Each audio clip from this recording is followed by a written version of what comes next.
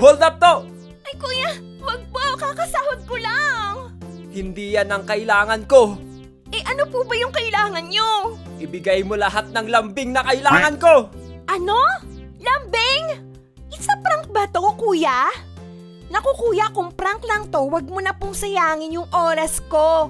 Kung lambing lang ang kailangan mo, wala na. Naibigay ko na sa lalaking akala ko true love ko. Kaya kuya, kunin mo na lang tong sahod ko. Tapos bumili ka ng kambing.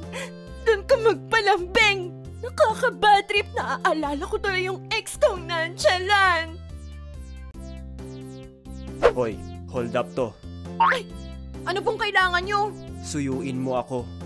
Ano po? Nagtatampo ako kaya suyuin mo ako. Huh? Suyuin? Eh di ba para sa mga babae lang ginagawa yun? Anong sa mga babae lang? Ginagawa din yun sa aming mga lalaki. Kaya dali na, suyuin mo ako. Ano po bang kinakatampo nyo? Hindi ko naman po kayo boyfriend para suyuin ko. Kaya nga hold up to eh. Sige na, suyuin mo ako. Ay naku kuya, boyfriend ko nga hindi ko masuyo, ikaw pa kaya? O eto, kunin mo na yung earrings ko. Pure gold yan, ibenta mo. Tsaka ka bumili ng girlfriend na kaya kong suyuin sa lahat ng oras. Hold up to! Oh no, kunin niyo na lang po lahat ng meron ako. Huwag niyo lang po akong sasaktan. Hindi kita sasaktan. Umupo ka. Kuya, wag po. Bata pa po ako. Umupo ka, sabi.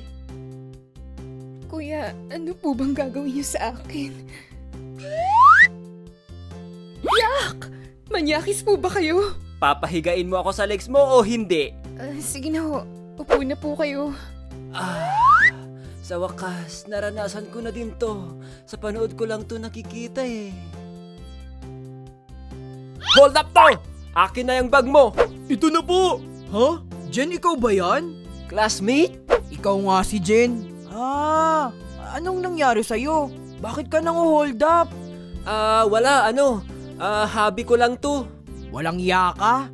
Ikaw nga talaga si Jen. Ikaw yung bonak sa school dati. Naaalala na kita. Lakas makatawa. Ikaw yung laging humihingi ng piso. Kapag hindi binigyan, biglang nananakit. Oh, tapos? Ikaw din yung laging pinapatayin ng teacher dati. Tapos hindi makasagot. Okay, ano pa? Ikaw rin yung recite ng recite. Tapos, mali-mali naman yung sagot. Meron pa? Ikaw yung laging natutulog sa school. Tapos, tululaway. Tama, di ba? Oo. Yan, legit naman yan. Sige, tuloy mo pa. Ikaw rin yung laging pinagbabasa ng teacher ng libro tapos mali-mali yung pronunciation mo. Yung scotch tape naging scotch tape. Yung fuchsia naging fuchsia. Sige, mahaba-haba pa ang pasensya ko. Tuloy mo lang. Ikaw rin yung panay kating klase sa klase tapos panay absent. Kaya bonak ka eh. Ano pa? Isa na lang talaga. Ito, last na to. Siguro puro itlog yung ulam mo dati. Kasi puro itlog yung score mo sa exam at quizzes.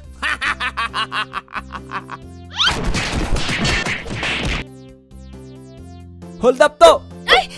Wag po, kuya! Ibigay mo sa akin lahat ng pagmamahal na meron ka! Ano yun, kuya? Pagmamahal? Oo! Ibigay mo sa akin, dali na! Alam mo, kuya, hindi ko alam kung nakadroga ka eh. Kung pagmamahal ang gusto mong hold upin sa akin, wala kang makukuha. Ha? Bakit? Wala ka ba nun? Oo, wala na. Ubus na. Ibinigay ko na sa 10 ex ko. Kung gusto mo, kunin mo sa kanila eh. Ang dami mong pwedeng hold upin sa akin. Yun pa talaga? O eto, kunin mo na tong cellphone ko. iPhone Pro Max yan na fully paid. Kung gusto mo ibenta, go! Tapos bumili ka ng pagmamahal na kailangan mo. Hold up to! Ay, pangit!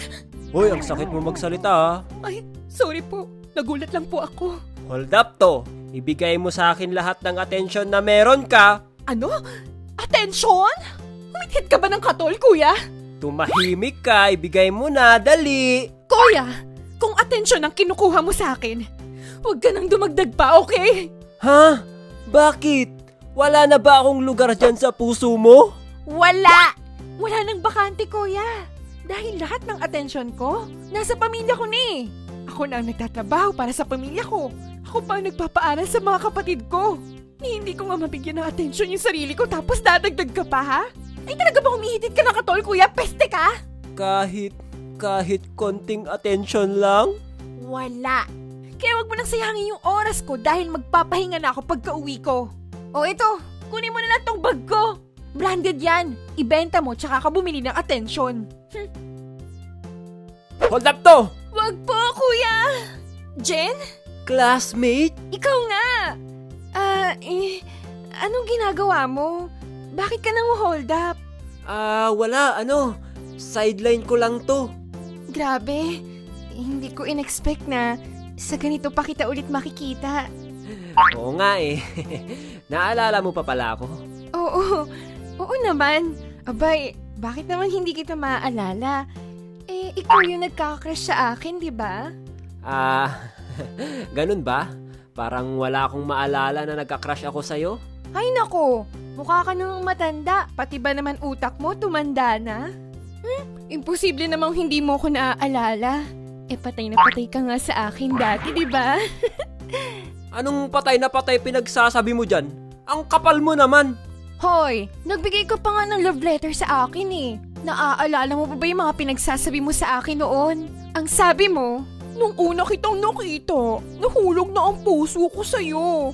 Biglang bumulis yung tibok ng puso ko nung nagkatinginan tayo. Yan yung mga sinabi mo noon. Ang tagal na nun, wala akong maalala na ganyan. Huwag ka nga magkunwari, kahit pangit yung handwriting mo, pinilit ko pa rin intindihin yun, no? Alam mo na ngang pangit, binasa mo pa? Oo, grabe, tuwang-tuwa nga kami ng mga friends ko. Nani? Pinabasa niya para sa buong barkada niya. Uy, grabe kaya yun. Cringe na cringe nga kami sa lahat ng mga pinagsasabi mo sa sulat. Anong nakain mo at ginawa mo yun? Cringe pala ha? Hoy, hold up to! Sabi ko, hold up to! Hold up? Alam mo ba kuya, hindi na nga nila binigay yung 13th month pay ko tapos hold upin mo pa ako. Hindi ka ba naaawa sa akin? Ay, grabe naman. Bakit hindi nila binigay? Hindi ko alam kuya, ang pangit ng management namin. Kahit magreklamo kami, ayaw pa rin nila ibigay. Ay, ganun ba? Sige, yung cellphone mo na lang, akin na. Wala na din kuya, kakasangla ko lang kanina eh. Hala, kawawa ka naman baby girl. Ano na lang ma-hold up ko sa'yo? Walang-wala ka na pala. Kaya nga kuya, naglakad na nga lang ako kasi wala na akong pamasahe. Baka pwede akong makahingi ng 1.5? Kawawa ka naman. Ito, 5,000. Hala, thank you po kuya. Pwedeng akin na din yung cellphone mo? Nasangla ko na kasi yung akin eh. Ganun ba? Sige, sa'yo na tong iPhone 16 fully snatch ko. Grabe, ang bait mo naman kuya. Pwedeng akin na lang din yung damit mo? Paulit-ulit na kasi tong sinusuot ko. Sure, sige. Sa'yo na ang lahat na meron ako. Naawa kasi ako sa'yo eh. Thank you dito kuya.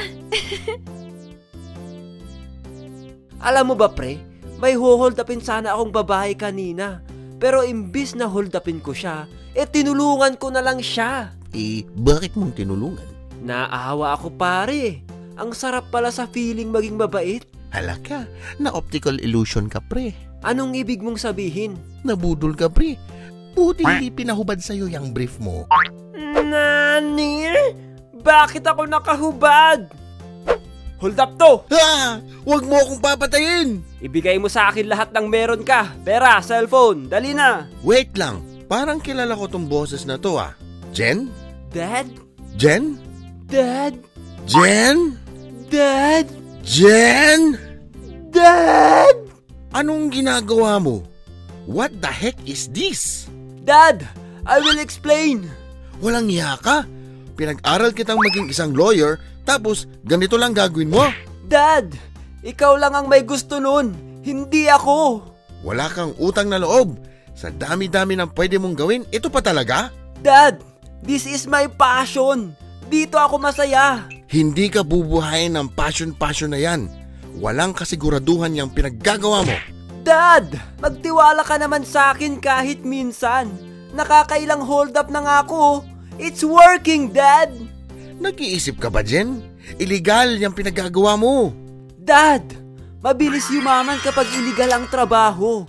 Hindi mo ba alam yun? Pwede kang makulong dyan, anak. Nag-iisip ka ba? Dad! Sabi nga ni Bamboo sa kanta niya, ang hustisya ay para lang sa mga mayayaman. Dad! Madali lang ako makalaya kung sakali man na makulong ako.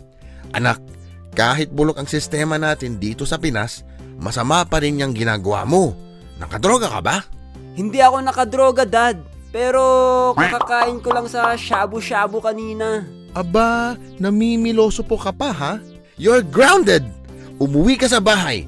Itigil mo niyang passion na yan. Dad naman. Uwe! I hate my life. Hold up to! Ibigay niyo sa akin lahat ng meron kayo. Jen? Dad? Di ba sinabi ko nang itigil mo yung passion mo? Hindi niyo ako mapapatigil, Dad. Buo na ang loob ko. Napakatigas talaga ng ulo mo. Mamaya ka sa akin sa bahay. Wait lang. Sino yung kasama mong babae, Dad? Ah, siya? Katrabaho ko lang siya. At bakit sabay kayong umuwi? Huh? Kakatapos lang kasi ng trabaho namin. Parehas kami ng shift. Hindi ako naniniwala, Dad. Alam mo ba ang ibang term ng kabit? Ano? Katrabaho, kaibigan, kliyente, at marami pang iba. Umamin ka na, Dad. Huling-huli ka na. Maniwala ka, katrabaho ko nga lang siya. Isusumbong kita kay Mama. Wait lang anak, sige na, payag na ako sa passion mong maging hold-upper. Huwag mo lang akong isusumbong sa mama mo. Hehehe, yan ang gusto ko sa'yo, Dad eh. Ano ang mga narinig ko? Anak, passion mo maging hold-upper? At ikaw, kabit mo yung mukhang paa na yan? Ma, I will explain.